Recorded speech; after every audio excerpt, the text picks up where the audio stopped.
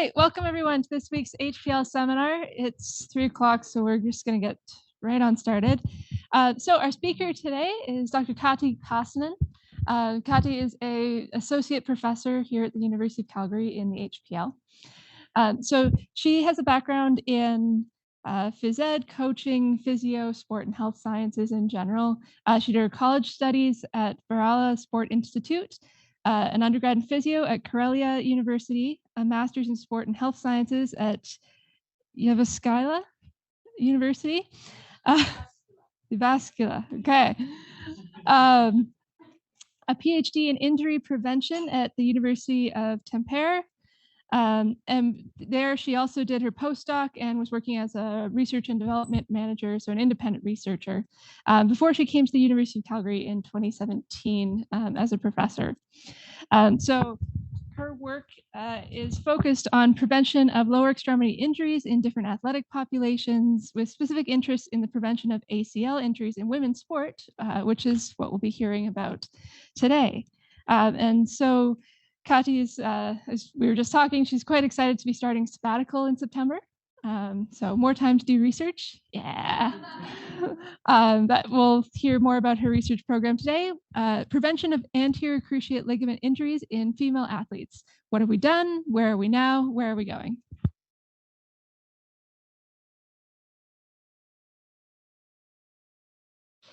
Thank you, Olivia, and thank you for having me here.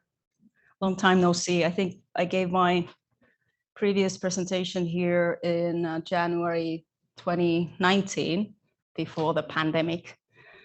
And I see so many new faces here. So I think I'm going to start with talking a little bit about myself and why am I doing injury prevention research. And that's something that students often ask me, that why are you studying ACL injuries, or why are you studying injuries overall? Have you injury history yourself? And that's quite typical for us who are looking at sport injuries. We have some kind of injury history behind that has been driven us to do this type of research. There was one funny question in this. Yeah, so what are some interesting facts about you that are not reflected in any the above questions? And I mentioned that I did a bungee jump in 1991, so quite long ago. And I must say that that was scary. I've never been so scared that I was then. I remember standing there, up there alone, looking down. It was 65 meters. And I was thinking that this was not a good idea. And then I jumped. And you know, after that, the feeling was just mind-blowing and so amazing. I mean, for several days, I felt that I can do anything. I can do just anything I want. And then I think that my next kind of bungee jump was 26 years later, 2017, when I decided to move to Calgary from Finland. And again, I thought that a few days before I moved here that, well, is this really a good idea? And now, after 6 years, to be honest, I have to say that I don't know. Because first 2 years, when you move to another country alone, it's just so crazy. It's so busy. I mean, you need to organize your life again. You need to find and buy a house, learn to know how these weird systems work in Canada. I mean, Finland is so easy country to live compared to Canada. And then after 2 years, when I started to feel that, okay, now I can start living my life here and start building my research program, this freaking pandemic hit. And the next 2 years, oh, wow, that was something. I mean, living alone. Luckily, I have a big 4-bedroom house. If I was living in a 1-bedroom condo, I think I would have more severe moments there. But I had my moments. But I was able to do some research in Finland and lead my research from here, so that kept me busy. But as I said, that I don't know, was it a very good idea to move to Canada, is because it was quite challenging for the first few years. And now, finally, we are starting to do some research here.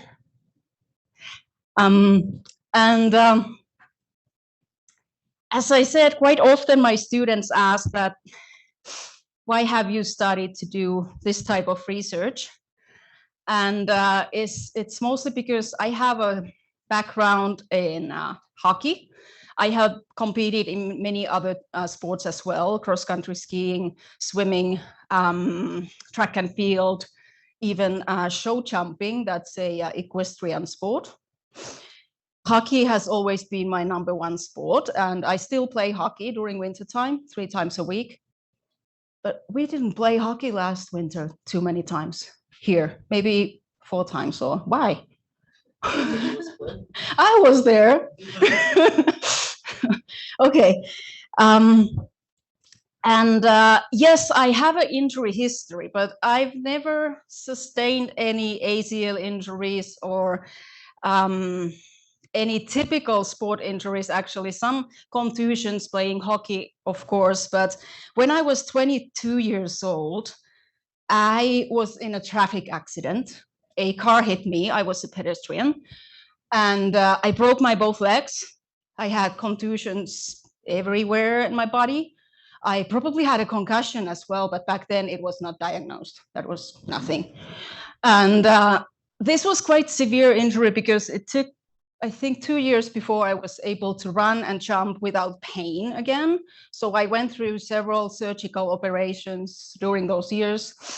And I was able to play at the level before the injury, maybe 3 years after. So it was a long, long process. And this was a life-changing injury for me, because due to this injury, I started my coaching career. I already had my degree in coaching. And also due to this injury, I changed my future plans. I decided to apply to physio school, and I finally got into physio school as well. But I've been a coach for hundreds of wonderful, talented athletes, first in hockey and then in floorball. Floorball is a funny European sport. It's kind of an indoor hockey, lots of injuries, by the way. So that's my research has focused on floorball injuries in Finland. I've been coached for mostly for men's teams, but also for women's teams as well. For example, I worked with our national team, women's national team, Finland, for 4 years. And my role has always been focused on strength and conditioning training because I have this background. And then when I completed my physio studies, I was also responsible for the rehab training if there were any injuries in my players. And then during my physio studies, these 2 papers came across. And after reading these papers, I realized that this is something what I really want to do. I want to focus on injury prevention, specifically ACL injury prevention in team sports, because I've already then seen so many ACL injuries in a real life. And this is Tim Hewitt, who is first author of these papers. This was taken in 2019 before the pandemic here in Calgary. There's Caroline Emery and Tim and I. And I must say that these 2 studies were the inspiration for my future research. And then I did my master's focusing on floorball injuries. It was just a epidemiological study. And my PhD was looking at the injury prevention in floorball. So I designed a neuromuscular warm-up program for those players, and we were able to reduce injury risk significantly among those players. And then, as Olivia already said, I did my PhD after that, and all this happened in UKK Institute, even though I did my studies and coursework in University of Jyväskylä, and then later University of Tampere. But I was also heavily involved in knowledge translation in Finland. So I work closely with Finnish Coaches Association, Strength and Conditioning Coaches Association, and Physio Association. And at the same time, I built my research program in Finland. And we designed this nationwide implementation program for injury prevention in 2006. This Finnish, you can practice your Finnish language at the same time. This means 10-point circle. I designed this framework for this program, and this is a comprehensive risk management injury prevention program for different sports. And it includes, for example, principles of comprehensive training, physical training, testing and screening guidelines. Then there's also information of safety equipment and safe environments, optimal recovery, sleep, rest, nutrition, and so on. So it's very comprehensive framework for injury prevention. And this program is still going strong. And my former PhD student, Mari Leppänen, is now leading this program, and they are still providing education and workshops for coaches and physios and medical doctors in Finland, and athletes as well. And then in 2017, I moved to Calgary. And as I said, the first 6 years have been a little bit challenging, but now finally we are building something new. And I'm working together with Matt Jordan, and we are leading this lab called Integrative Neuromuscular Sport Performance Lab. And my team is focusing on movement analysis and movement quality of our athletes. And Matt is looking at muscle strength and power. And also my primary aim is primary prevention of severe knee injuries. And Matt is more or less focusing on rehabilitation and return to sport as well. I'm not a biomechanist, I'm a clinician, but my team members are biomechanists, and this kind of research I've been doing since 2010 in Finland. And these are my ongoing studies, and as you can see, I still have quite a lot going on in Finland. So all these 5 first studies here are in Finland. And as I said, we were able to start a new study during the pandemic because the restrictions in Finland were, different compared to Calgary.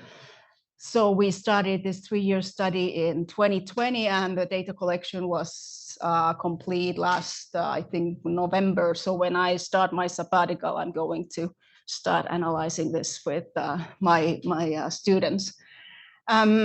We started once pilot study in Calgary just before the pandemic hit. And this was supposed to be a prospective cohort study in youth soccer, but it turned into something else. So basically, we just were able to do some testing sessions with these teams in 2019 and then 2021.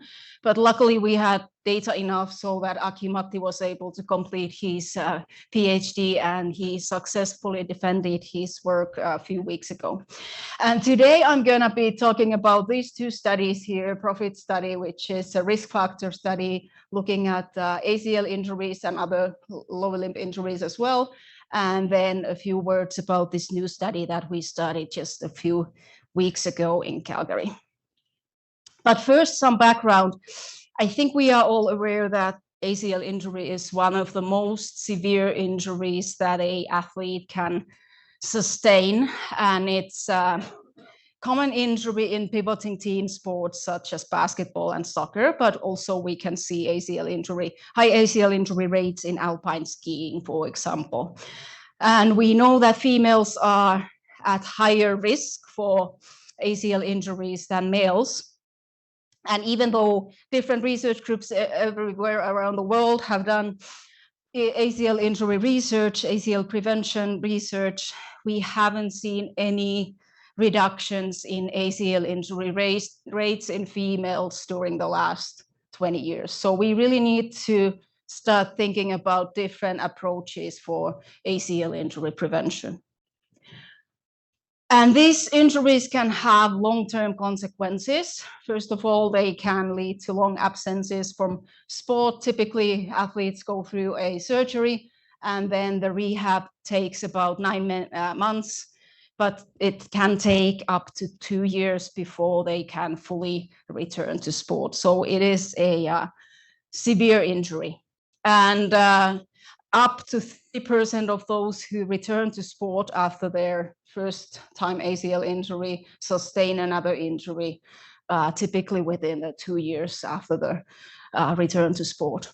So this is a very severe injury, and more or less because it can lead to osteoarthritis.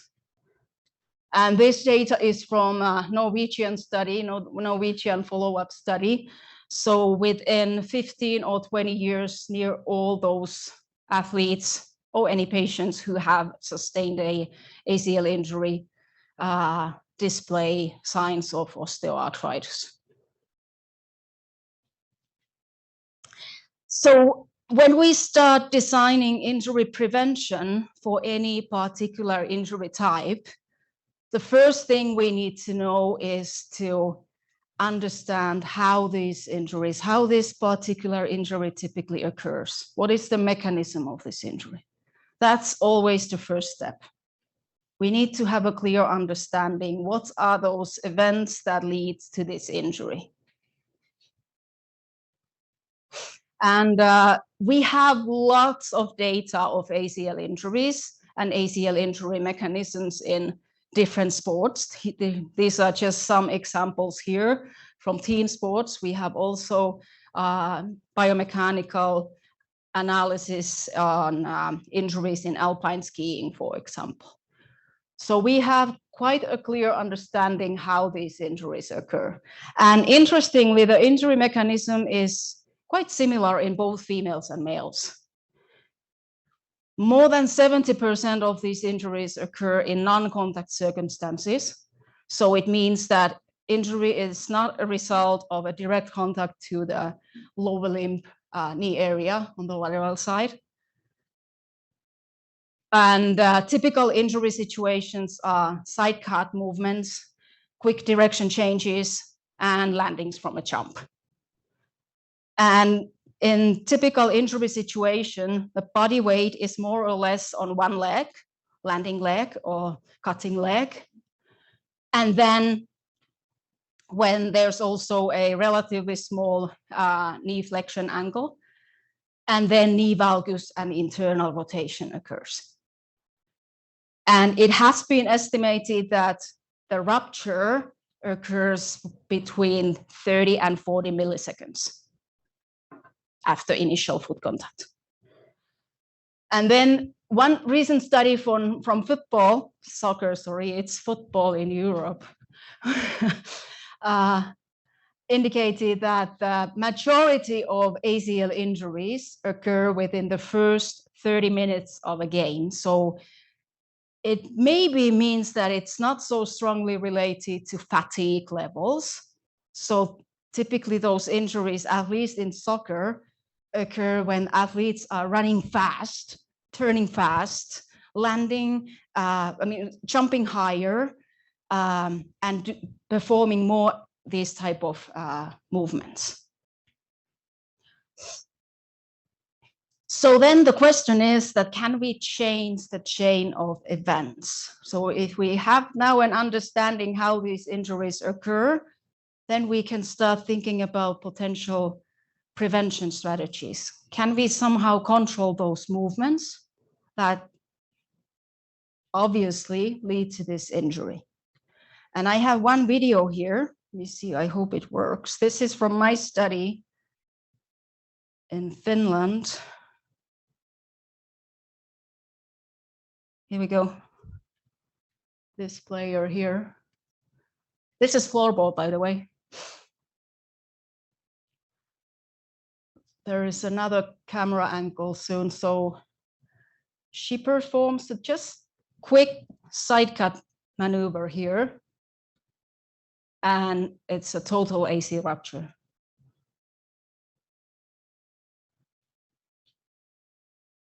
And she was one of our study participants. I have her permission to show this video and these photos.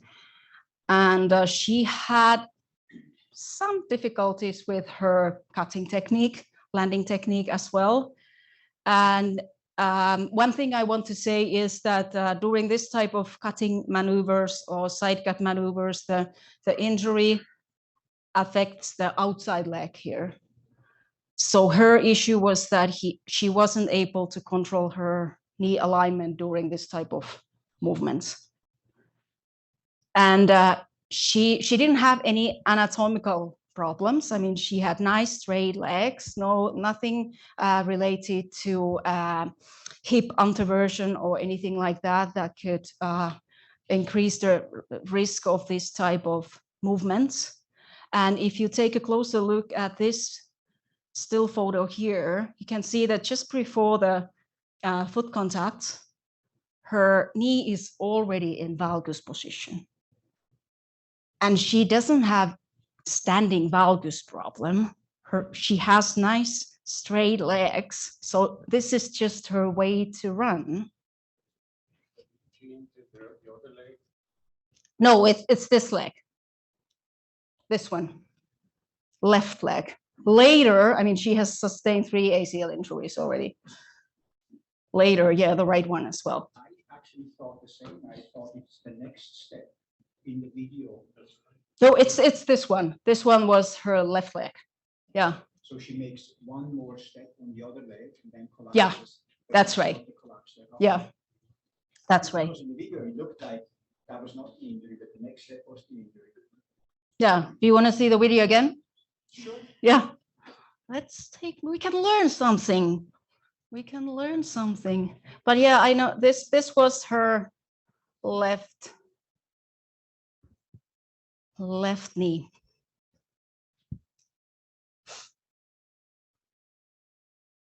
That's Inside. I thought that was yeah. So it's here. Yeah. So that is This is injury, and you can see, yeah. But this is just one case. But anyhow, if we take a look at another cases, that we can see some similarities between them. And so neuromuscular training programs have been effective in injury prevention, also in ACL injury prevention. The problem is that teams don't use these programs. So they use these during randomized control trials. And when this study ends, they stop using it. And this is a big problem, of course, because if we want to prevent injuries and implement these effective injury prevention programs, they need to use it so that we could see any changes in injury rates. So again, I think that we need to find different approaches for design. I mean, we need to design different types of programs and also find different implementation approaches. And this is feedback, typical feedback from coaches and players after these intervention studies. So they think that those programs are boring, always the same. Players often say that these exercises are not relevant to their sport, and I totally agree.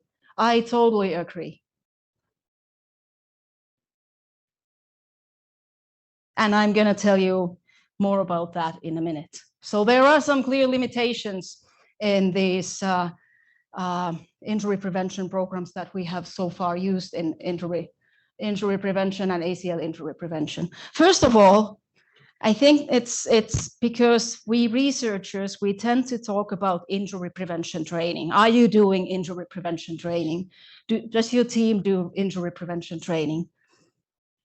That sounds boring to me.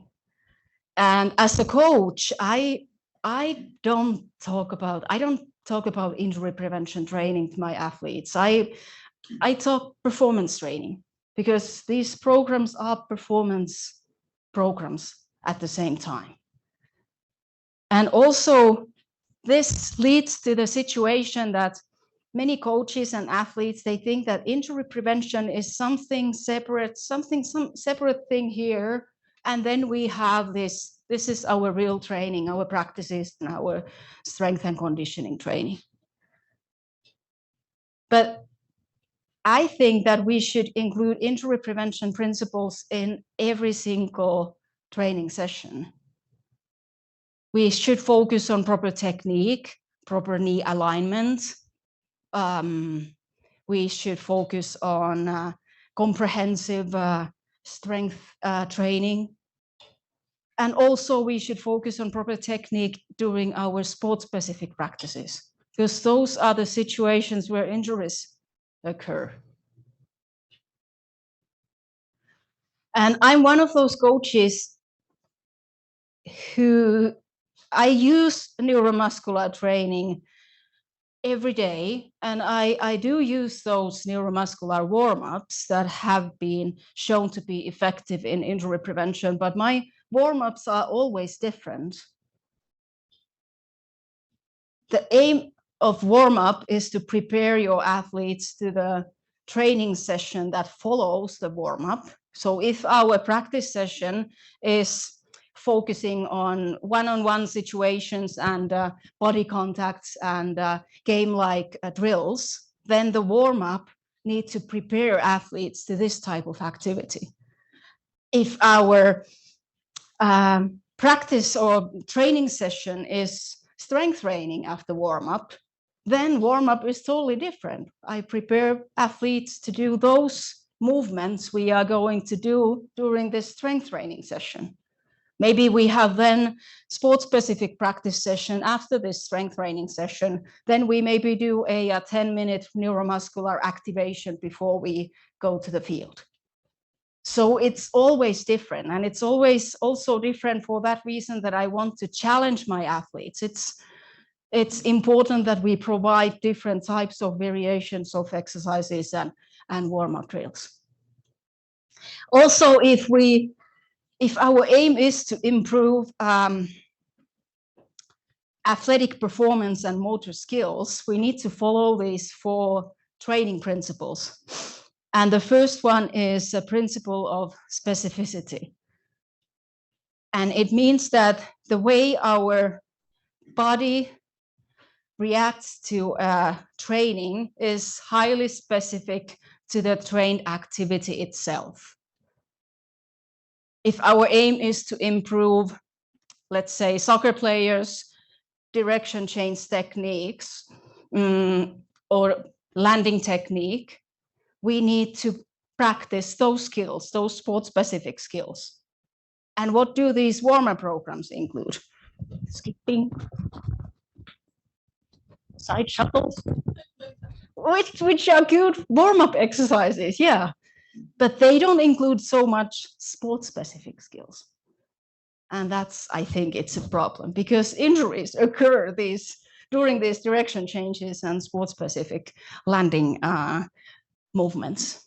Principle of overload. If our aim is to improve performance, the exercise must be challenging enough. If our aim is to improve hip muscle strength, which is important in ACL injury prevention, maximal hip muscle strength, the exercise must be challenging enough. So it needs to be, the loading needs to be close to the muscle's maximal capacity. Principle of progression.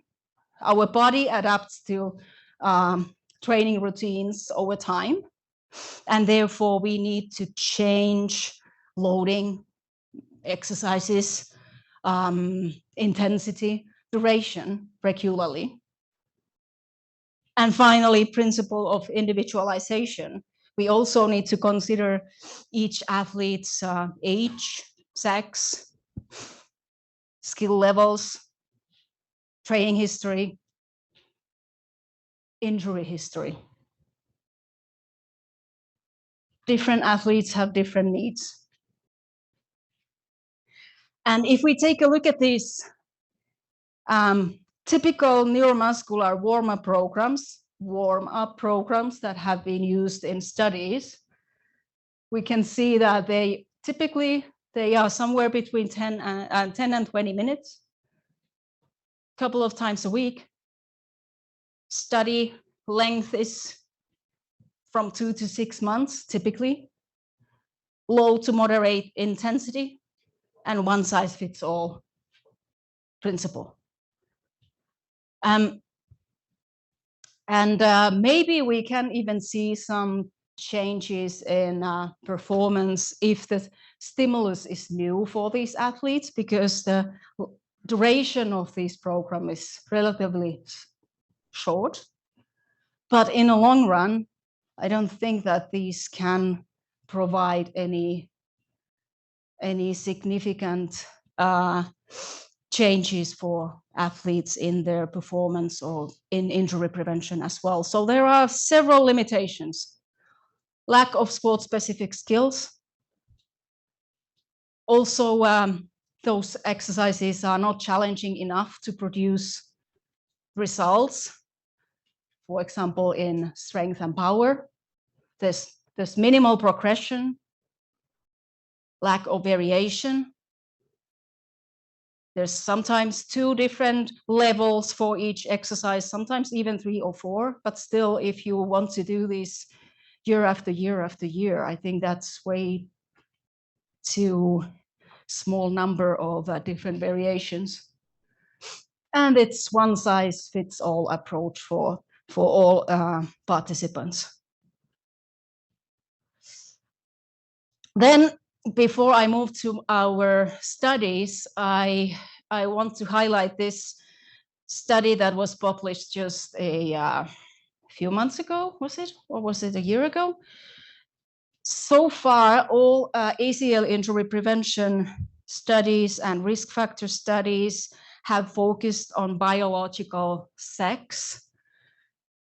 And we may need to start considering different approach related to this particular study here, because there are some gendered factors that assumingly are playing a role in higher risk in female athletes. For example, it's quite common that men's teams have better resources.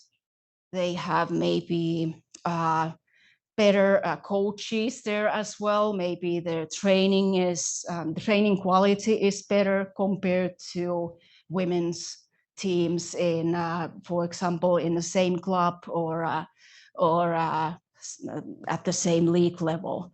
So there are probably many training and environmental factors that we should consider when we are designing injury prevention programs for female athletes. So ACL injury research, what have we done and where are we now, where are we going?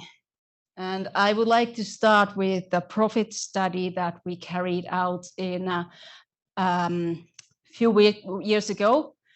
And this study was designed by my Norwegian colleagues in 2005, so quite a long time ago, almost 20 years ago. 2005, there was a world first conference in sport injury prevention in Oslo. I was there as well, presenting my master thesis. And back then, the Norwegian group started to design this novel, comprehensive risk factor study focusing on risk factors of ACL injuries in female athletes. And they included female elite handball players and soccer players in this study. And a few years later, we got a big grant for identical study in Finland, and we focused on floorball and basketball. And this was a test battery that players completed annually. So they did these preseason tests, and the tests that are included here were based on the literature that back then, 2005, had suggested that they play some sort of role in ACL injury risk. So there are different types of tests looking at the player's movement technique, sport-specific cutting technique. There are also tests for maximal strength. We tested hip strength, quadriceps strength, hamstring strength, and overall repetition maximum, 1 repetition maximum for on leg press. Then there are some balance tests. I think different balance tests, number of them is 4 or 5. We also measured there some anatomical factors like hip anteversion, retroversion, foot pronation, flexibility test, ligament laxity, also ACL laxity, and so on. And it took about 7 hours for one player to complete this test battery. There was a lunch hour in the middle. So it was quite comprehensive test protocol. And then after altogether, let me think, maybe 60 original research papers is now published. These are the significant risk factors for ACL injuries in female team sport athletes. What's that? Previous ACL injury and high knee abduction moment during sport-specific cutting tasks. And we have similar findings from both countries, from Norway and Finland, related to knee abduction moment. Earlier studies have also suggested that knee abduction moment during vertical drop jump test is associated with increased risk of ACL injury. We didn't, however, we didn't find any association with vertical drop jump test and injury risk. And then Norwegian group also wanted to investigate what is the difference between knee abduction moment between vertical drop jumps and sidestep cutting. And they found out that knee moments are 6 times higher in sidestep cutting compared to vertical drop jumps. So for that reason, sport-specific cutting drills are probably more informative for us to find those athletes who are probably in higher risk of ACL injury. And the Norwegian group also wanted to investigate different factors related to high knee abduction moment during these cutting tasks. And they found out that those who had wide stance during cuts, more knee valgus, and heel landing during cuts have higher CAMs compared to those who have different techniques. So these are probably key factors in reducing the high knee loading in those athletes.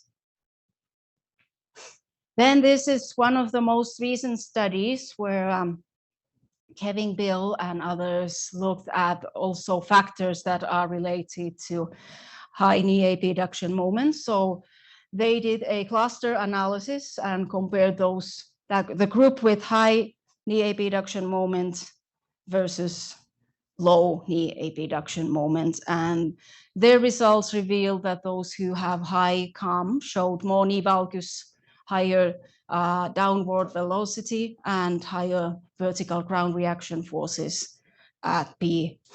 common. And these findings also give us some information about potential prevention strategies in female athletes.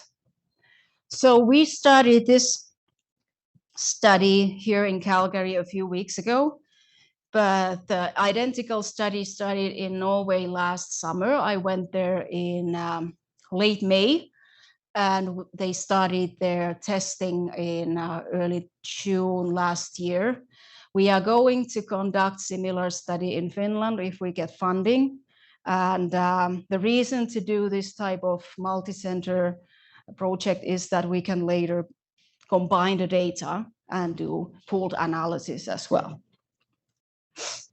And in Norway, they have this cool real-time feedback system. So when athletes completed these tests, so after each trial they had done, they received real-time feedback of their cutting technique.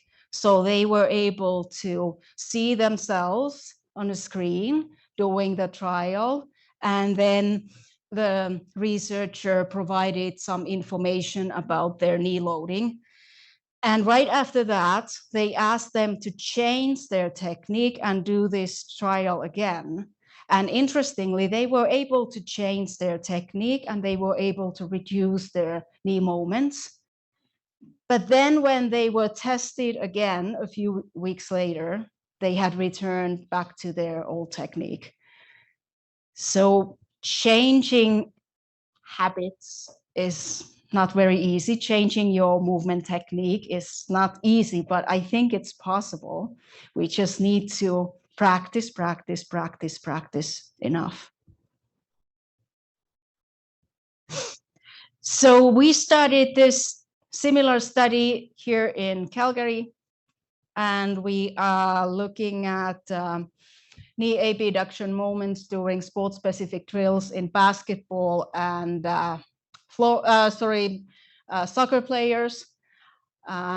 Reed is my new PhD student. He's a physio as well, and he will be a trainee leader for this project. And these are our primary objectives. We have other objectives as well, but I wanted to just highlight these two primary objectives here. So our first aim is to establish this testing protocol to support development of future training interventions for ACL injury prevention. And this includes also not only primary prevention, but we can use this information in rehabilitation as well. And then we want to investigate whether sport-specific cutting and landing technique drills and tailored strength exercises can reduce knee abduction moments in cutting and landing tasks. And this is a 2-year study. During the first year, athletes will do those tests twice. So they do preseason tests and then postseason tests. And preseason tests, I have some pictures of those, measured using a 16 camera, high-speed camera motion capture system and force plates. And then they will also perform some strength and power tests, and that's Matt Jordan's team who is responsible for this. And during the second season, we will conduct a intervention. So after the preseason tests, if we have this neat feedback system here, we will provide real-time feedback from them. But then we will also provide some tailored, individualized exercises for those who need that type of exercises. And then we will repeat the tests after the season to see, can we see any changes in their knee moments and cutting and landing technique. The challenge is that this is my lab in Finland, and as you can see, it's a little bit bigger. And we are using the same test that I've been using in Finland for the last, 13 years. But still, I think, I mean, even though the space is a little bit limited here, I think we have a really neat testing protocol now. We just needed to do some modifications. So this test here, 190, 80-degree pivot turn, is somewhat similar that we have used in Finland, even though the distance from the force plate is only 3 meters. In Finland, it was 5 meters, but still, I think they have enough time to speed up. So it starts with a quick pass, then they run to the force plates and turn and speed up. This is a new test. So there is a research assistant in the middle with a ball, and the athlete runs towards her, and then the research assistant decides to pass the ball either to the left or right, and then the athlete reacts and turns to the direction. And this is also a new test. So the ball is hanging up there, and player runs towards the ball and jumps, and this is a heading task. So they are aiming either to the right or left, and then after landing, they speed up to the same direction that they were aiming. For basketball, we have a little bit different tasks. They don't do this type of heading task there, but Reina has been helping us with this study. Okay, and then the second season starts with the same tests, and we provide them feedback of their technique, and based on overall their technique, we will design those tailored exercises. I have some examples here. There are many, many different types of direction change techniques. This is just one of those. And aim is, of course, focus on safe and proper technique, which means that they typically, when they learn this, they can turn faster. So there is this performance perspective as well. Now she speeds up a little bit. But what we are looking at is that we see proper knee alignment when they turn. We try to avoid this. Then we have many, many different versions of strength exercises. This is just one of those, focusing on knee abductors, partner exercise, and we have other resistance exercises there as well.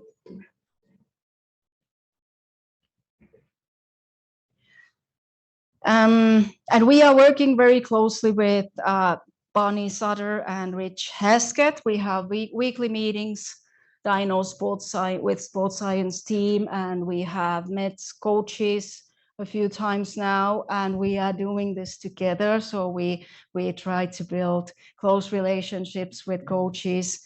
Matt and I, we are not going to go there and tell them what to do, because they are already doing some good stuff. And we just need to find those athletes who may have a higher risk for ACL injury, for example, and then we will discuss and design some exercises that they can use in their context. And it's not a warm-up program. Those are exercises that we want them to include into their strength training sessions and also into their sport-specific practices. And we have already done a plan, or we have this vision where we are going, where we should be in 5 years. You don't see much about those texts, but we hope that we can continue doing this type of real life research for several years. And I really hope that this would be my maybe final significant research study, if we can turn this into a long-term study that lasts several years. You know, I'm 53 years old already, so I'm not going to work forever. And I think that my third bungee jump is approaching, and it's going to be my jump to retirement. Not next year or not after 5 years, but maybe within the next 10 or 12 years. I don't know. So that's what I wanted to talk about today. Thank you very much for your attention.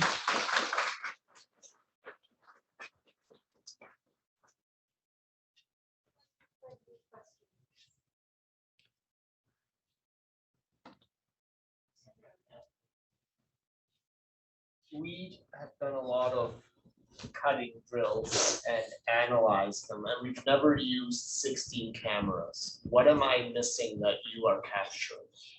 Yeah, this is my understanding. I mean, I already said that I'm not a biomechanist, so I really trust my colleagues, Tron Grosshaug and Uwe Kesting, that they know what we are doing. And I know that Tron in Oslo is using 24 camera system. And that's mainly because their handball specific drills are a little bit different. I mean, we have different tests for different sports, and their handball drills, there are more research assistants in the middle of the testing area. So if we have, I mean, we try to do this in Finland with 8 camera system, but there are so many caps if there is someone standing with the ball. And in Finland, we had 2 persons, and there was a, kind of a passing task with study subject. So 8 camera system was not enough.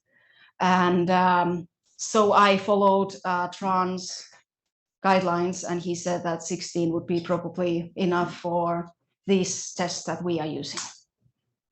Did I answer your question? I think I'm not missing anything then.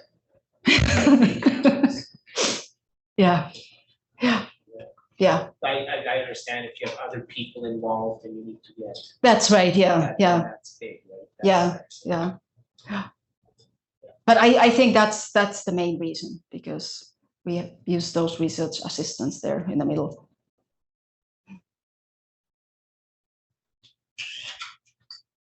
How'd you decide on the activities for the new study, the 90-degree cut and the heading stuff? Yeah. The rationale for 90 degrees other than 110 or, Yeah. That's a good question as well.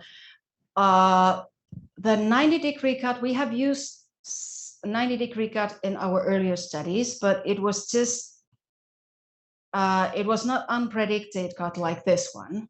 So in our previous study, players, they ran towards the force plates, and they knew that, okay, I stop there and then I turn. So now we wanted to have a test where they don't know when they are approaching there, that are they going to the left or the right. So we hope that we can see more natural way of their turning technique. Just a guess, but it's a new test we are using now. And the heading task, we, based on some biomechanical studies of real life injury situations, we see that there are some typical situations in both women's and men's soccer where injuries occur. And there are 2 different types of cutting situations and then landing after heading. So we wanted to mimic that kind of maneuver in a lab, and we'll see, can we see any, for example, side differences when they land on their left leg or right leg after heading.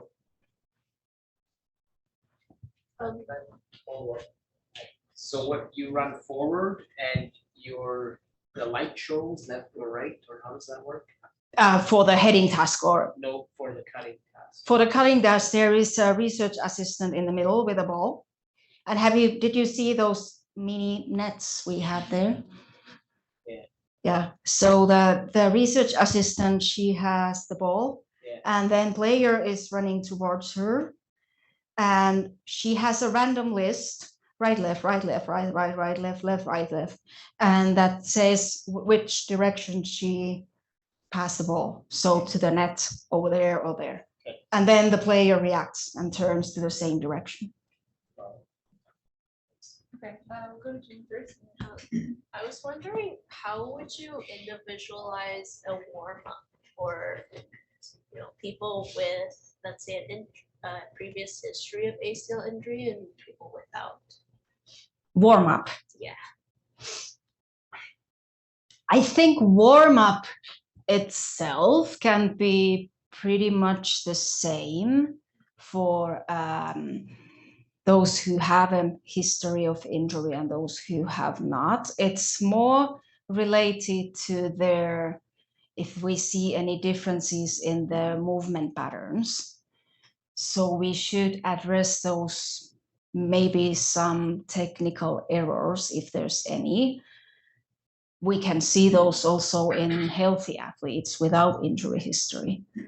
But typically in players who have injury history, and if it's quite soon after their return to sport, we can still see some slight differences in their turning technique or landing technique.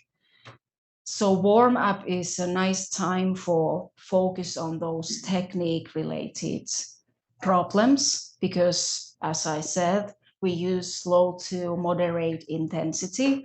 So you can, and your mind is clear, you are not fatigued, you can focus on proper technique. But I don't see other differences there. So it's mostly the technique at baseline you're looking for, and then yeah, I think overall the technique is the number one thing. Yeah, when we do warm-ups. Yeah. You mentioned at some point that you're considering doing neuromuscular warm-up. I'm curious to know what a neuromuscular warm-up is and what does it entail compared to a regular warm-up, let's say. Yeah, so neuromuscular warm-up, that's a great question. Neuromuscular warm-up means that we include exercises that aim to improve our motor skills, technique, dynamic joint stability.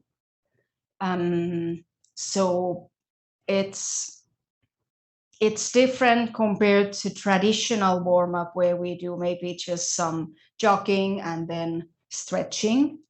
Because of course, during jogging, we can focus on technique, but during neuromuscular warm-ups, we try to include different types of exercises, different types of, let's say, single leg jumps where we can jump forward, backward, sideways. We can do different types of running technique drills. We can do different types of muscle activation exercises like planks with different kinds of movements, walking lunges. So it's kind of more comprehensive approach compared to traditional warm-up.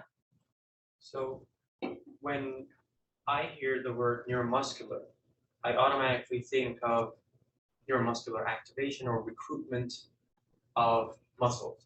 So is there a way to control in your warm-ups that if an athlete is recruiting a specific muscle that you're targeting, because you're also mentioning that you're kind of approaching the specificity for each person as well, individualization.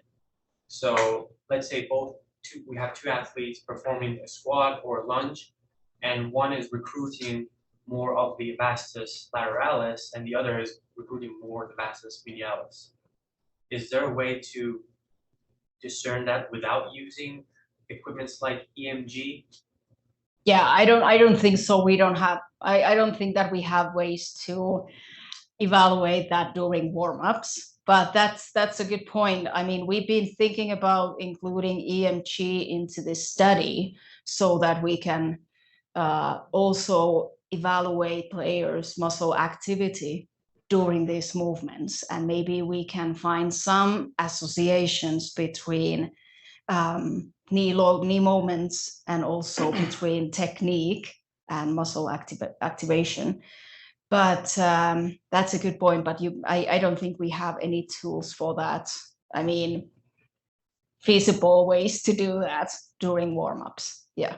But I would also like to say that neuromuscular warm-up is, I'm not saying that that's the only way to do neuromuscular training. I say that neuromuscular training also includes all types of strength training and power training, where we try to teach our nervous system and muscles work together, right? So neuromuscular training is just one little piece in this puzzle. Warm-up training, I said. Jordan and in applied research like this, we always have internal debates where on the one end of the spectrum, we try to control for all sorts of external factors. On the other end of the spectrum, we want real world applicability. Mm-hmm. And I'm curious about your take on that and how you feel your research falls within the spectrum, because obviously heading and cutting are highly variable movements, trial to trial, person to person. So to what extent, if any, do you try to control these movements, or do you purely allow your athletes to move as they feel natural? Yeah, that's a good point. We allow them to move in a way they move, and this first study year is more or less like a pilot year. So we want to see how much variation we see, for example, between each trial, also between these pre and post testing sessions. And maybe we need to change something for the second study year. But what we have learned from our previous studies in Norway and Finland, we can see that in Finland we had a younger population, younger cohort, and we saw a lot of variation in those tasks in one individual. But when we looked at the adult population in Norway, they had quite well established ways to move and do those different types of tests. Okay, Benna? You started by saying that the injury mechanisms are quite well understood. Quite well understood, yeah. So we know that in which kind of situations they typically occur, what kinds of movements are associated. What we don't know is that in which order these movements occur, valgus and... Oh, yeah, sorry. I think I would like to challenge that. Okay. The reason I'm saying that, I was involved in a court case of a guy that had a football player that had Achilles tendon injury, left and right, independently of each other for years. And without any influence of her opponent, just running and also wet. And we had video on that. We tried to simulate using forces and calculating the resultant joint moments and stuff like that. And we could not explain at all how these things happen.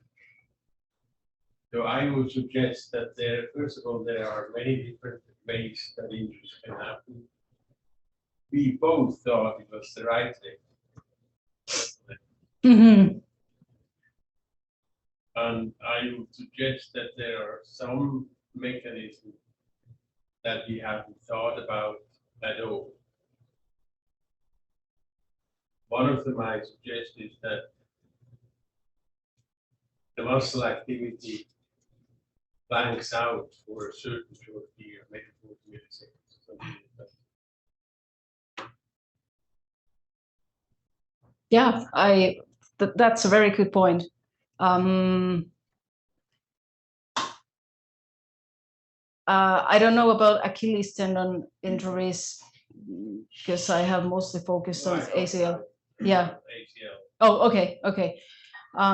But yeah, that's definitely a option, that there is some sort of lack of muscle activation playing a role in this type of injuries. But in all the programs that I have seen, nobody talks about that. Really? I think yeah, I think that quite many of researchers that are working on ACL injury field are talking about pre-activation, so that before the initial ground contact or foot contact, before that we should already have a proper muscle activation. And I really agree that maybe the muscle activation is here one missing piece that we don't know. But my opinion also about the injury mechanism itself is that we have an understanding what kind of movements are leading to this injury. But maybe these movements are a result of the lack of this muscle activation. Yeah, that's a very good point. Ashwin, I have two questions. Okay. The first one is, well, the study that you're doing right now, are you only including a healthy population, or is it part of injured versus non-injured people? We have both. So we have also those who have a history of ACL injury or any injury. So we have this information of their injury history. And this is because we also want to compare biomechanics and loading between their healthy and injured leg. And also we probably will do analysis between those who have a injury history and those who not. Yeah, so we have both. And my second question is a bit more related to the application of your study. So you started by talking about warm-ups and how they're not sport specific and not really appropriate for injury prevention.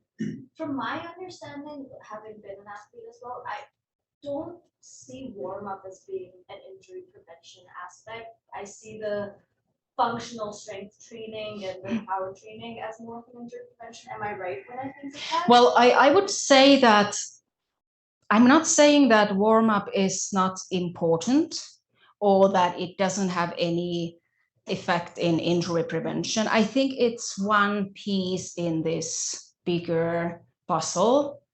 But I also think that we need more than that.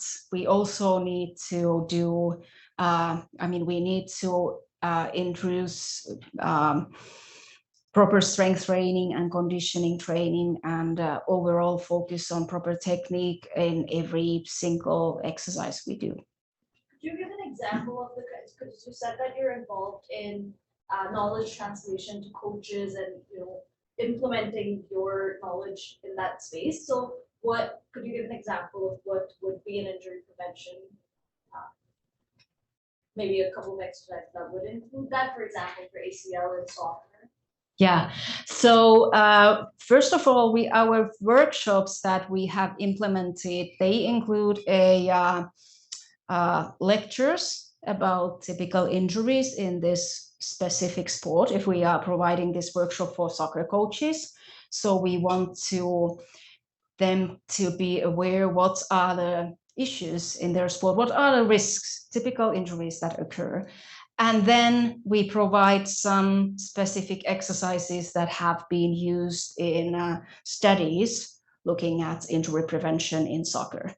And we talk about warm-ups because they have been effective in specifically in youth sports.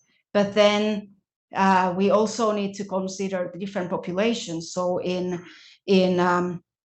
if we look at the literature and we investigate injuries, soccer injuries and men's teams, we see that muscle strains and groin injuries are a big concern. And then in women's soccer, ACL injuries are the big concern. Both males and females have risk of ankle sprain, not everyone, but the overall. So maybe in men's teams, they should focus on groin and thigh injury prevention and ankle sprain prevention. And in women's team, in ACL injury prevention and ankle sprain prevention. And because each injury type has its own mechanism, risk factors are also different and prevention strategies are different.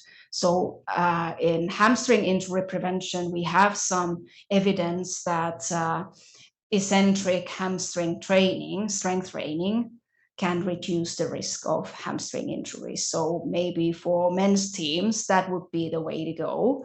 And also we have some evidence that groin injuries can be prevented by using eccentric and isometric strengthening exercises for adductor muscles. So there we have this kind of information for specific injury types, but still I think that warm-up programs are important piece here, but they include more generic exercises that are also preparing our body for the practice that will follow the warm-up.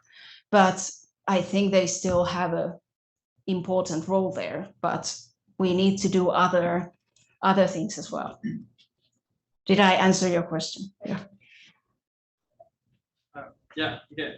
So from what I understand, you mainly focus on the physiological point of view. And I was wondering if you try maybe like more material point of view, like some material that can help preventing some these injuries. Like the first thing that came in my mind is like the muscular band that you see on athletes, and puts maybe some carbon fiber that make it stiff in order to, if I focus on the knee alignment. So did you try or did you think of some materials that can help the prevention of these injuries? Or what do you think about that? Do you think it will maybe be a solution? Yeah, to be in addition of this training program. So did you mean that should we use some sort of external support? Yeah. Yeah. There are some studies related to ankle sprain prevention. So external ankle supports, external joint supports can reduce risk of ankle sprains. However, we don't know, is it effective in healthy athletes? And so we know that we can prevent recurrent ankle sprains by using braces.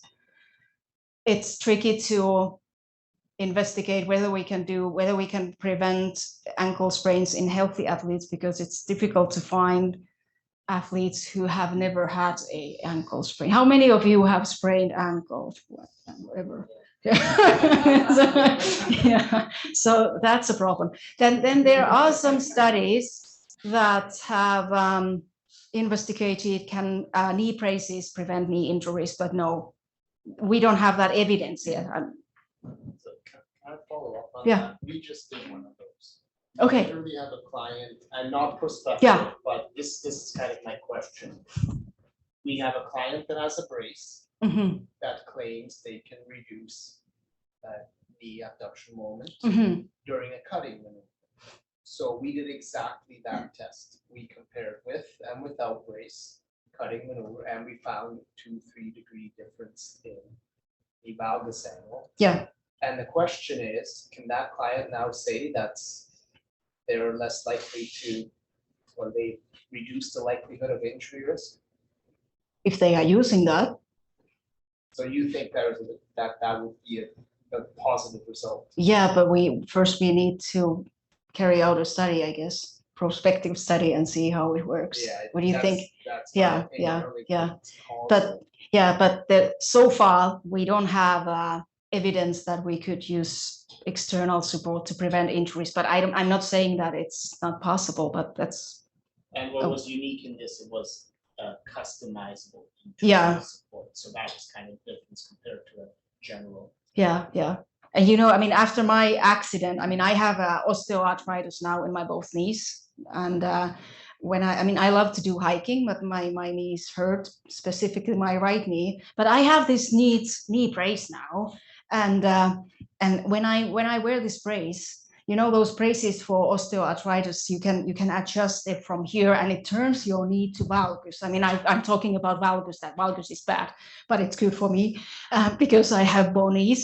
So it pushes my knee to valgus, and it takes the pain away. Yeah. So I mean, that's something that we just need to maybe investigate later in the future. Okay. Andrew, Raina, and then Walter. So you said like these interventions they've done in the past have shown decreases in ACL injuries, and you said coaches have said people doing these programs suck. You agree that they suck. Mm-hmm. So if we know these programs help, how as a coach and a scientist would you change it to make people actually do it? I think It's yeah. already there. It's just how do you make it happen in a way that coaches and players find it useful? Yeah, I think, I mean, as a coach, I have used this type of neuromuscular warm-ups forever, before every practice and training session, and also before each game. Our game warm-up typically was always the same, because that's kind of routine, what we wanted to have there. But then before each practice and training session, I wanted to challenge my players, and I used many different types of exercises, and it was always a little bit different. The principles are always the same. So we focus on proper technique. We do different types of muscle activation drills. There, walking lunges, different types of planks and push-ups, and so on. We do hops and jumps, running technique. But the contents itself was, I mean, it was always different, as I said, because we want to prepare our athletes for the following practice. So what we have there is important to consider, so that we prepare their bodies for the activities we are going to do next. But I think this way it's more motivating for athletes if it's not always the same.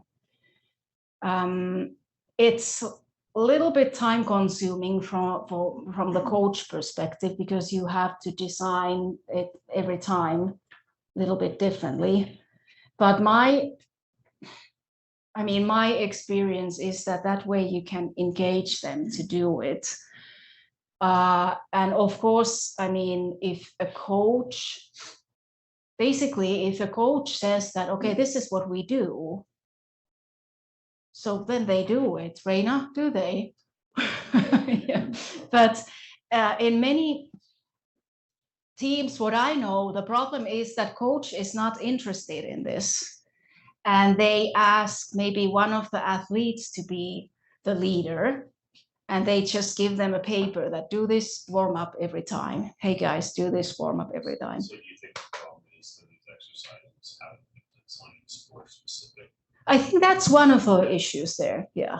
Of course, we can also include some generic exercises there as well, but I think there should be a sport-specific component as well. So I'm just thinking, it's like I work with a lot of international league stuff you're talking about. They already do in their Mm-hmm. so they've broken down like sprint performance stuff for cutting drills. Yeah. Sprint drills, working into tackling drills, rugby specific drills. So do you think if the researchers actually start designing more soccer specific muscular training drills. Yeah. That if you give a coach a book of, here's 30 drills that'll help that are sport specific to soccer, that'll help decrease ACL injury rates. So maybe that's. Yeah, I think that could work. Yeah. The challenge is, I mean, not in professional sports. I mean, I have worked with elite teams and elite athletes, so that's kind of easy context to work with. But I know that we have big challenges with youth teams, because coaches may not be aware of injuries and injury prevention, and they are history teachers in community sports, or in Finland they are engineers, and they may not have any understanding of exercise physiology or sports injuries or anything like that. They just try to manage to, I mean, keep somehow this thing going. And I think also that we should not try to ask them to do too much, because they just don't have tools for that. But in professional sport, I think that would work. Yeah. I think even at this level, if you gave somebody sport specific, these drills sport specific, the coaches would probably be more apt to do it than if we just gave them 10 to 20 minutes ACL injury prevention. Yeah, that's right. Yeah. And I know that, for example, at the CPRC, they are now designing warm-up programs for different sports. So maybe after a few years we know more about those. But they are focusing on youth sports. So, but still, it will be interesting to see how they can implement those programs. Thank you. Mine was about the decreases and stuff, so I'll ask you after it's kind of off topic. Okay. So, yeah. Sure. Walter, do you have a quick question? You have so many notes there. I can see that. Hey. Yeah, I have 10 questions. I'll ask one. Okay. One of your colleagues that you mentioned many occasions was here 15 or 20 years ago talking about ACL injury prevention in team handball. And I don't remember the exact numbers, but it was approximately 1,500 team handball players that were looked after by about 6 physiotherapists for 3 seasons in a row. And then the injuries went down from about 15 per year to 8 per year, roughly.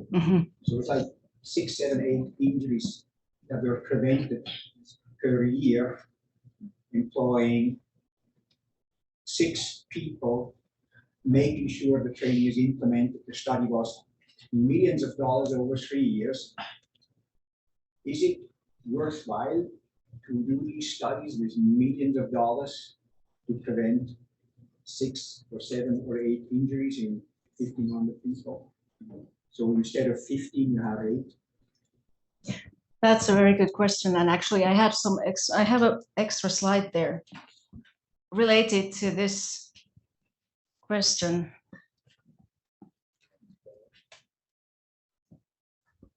As you said, randomized control trials are very expensive, specifically if we focus on ACL injury prevention. This is from my colleagues did this study in Norway. So they were, based on the power calculation, they needed to recruit 4,500 players, more than 300 clubs. They had 68 physiotherapists working around the country, and also physicians there and there. Super expensive. And I think the number was something like that. I didn't put it here. So I think there were, let's say, 15 ACL injuries in a control group and 6 injuries in intervention groups. So yes, and therefore we are not going to design any randomized control trials. Therefore, we are focusing on this kind of observational, pragmatic clinical trial where we follow our athletes throughout their studies here, our student athletes. And our primary objective is related to their movement patterns and biomechanics, like knee abduction moments. We may see some ACL injuries in this cohort, but not enough for randomized control trials. And I don't know, I mean, there are so many studies already have revealed that we have tools for ACL injury prevention. These programs can prevent injuries. These programs focus on proper technique and knee alignment. So I don't think we need more that kind of expensive randomized control trials anymore. We need to find ways how to implement these exercises in the real life context and focus on that. What do you think? Did I answer your question? Yeah, absolutely. I have just a quick other question. So we saw this woman playing floorball, running at full speed after the ball, trying to get at the ball and making that cutting movement. Do you think that injury would have been prevented? Or in other words, in a situation where you're about to score, you have to make this dramatic move, this dramatic cutting maneuver. Are you going to think about what you have learned and implement that automatically? Or in other words, can you actually prevent ACL injuries effectively? Or will we always have ACL injuries in football, in soccer, in floorball, in basketball?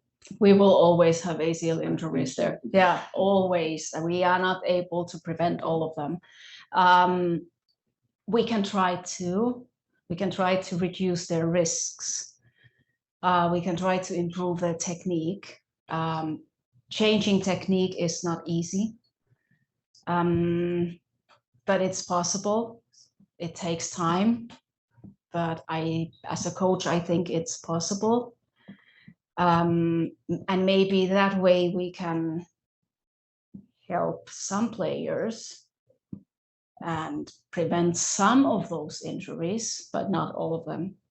Not even close, I think. And one issue, that's a very good point, because one issue is also that women's sports and men's sports as well, it's evolving all the time. Players are faster, stronger, they jump higher, there's more loading year after year after year. Their training and game schedules are more demanding, so they perform these high-risk movements more often, more frequently. So I don't know. What you said, that maybe working with adolescents and youth sports, where it's not so competitive, I think there one might be able to make a real difference. But with high-performance athletes, they will always go to the border, and then if they get better and stronger, then they push it more. And every elite athlete gets injured because you get stronger, you get better, you get faster.